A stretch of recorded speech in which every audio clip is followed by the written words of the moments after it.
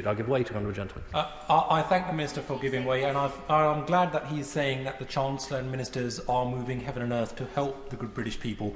But would he not agree with me that had certain individuals not moved heaven and earth to give out billions of pounds of crony COVID contracts to companies which ended up having Tory donors as friends? Who can forget, Madam Deputy Speaker, for example, that 11 PPE contracts were dished out to a pest control company, £252 million, which ended up going not to a PPE specialist, but to a company specialising in offshore trading and foreign currency trading, that had those individuals not moved heaven and earth for those particular companies, then the good British hard-working people would not be in such a predicament now.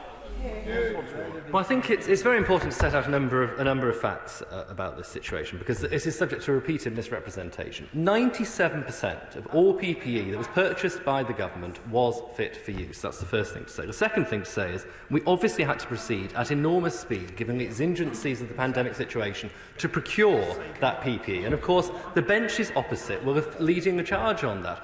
And to the honourable gentleman's point about some of the resources that were being advocated, I would remind you the Shadow Chancellor herself was recommending that we sought PPE from an historical clothing reenactment company as part of the proposed solution. So I think the point I would make here is that there was a desperate situation. We responded to it at pace. Where there has been fraud against the Exchequer, I am as clear as any minister in this House, and indeed as every member of this House will be, that we should pursue it. And we are funding a dedicated taxpayer protection task force from HMRC with £100 million to do exactly that.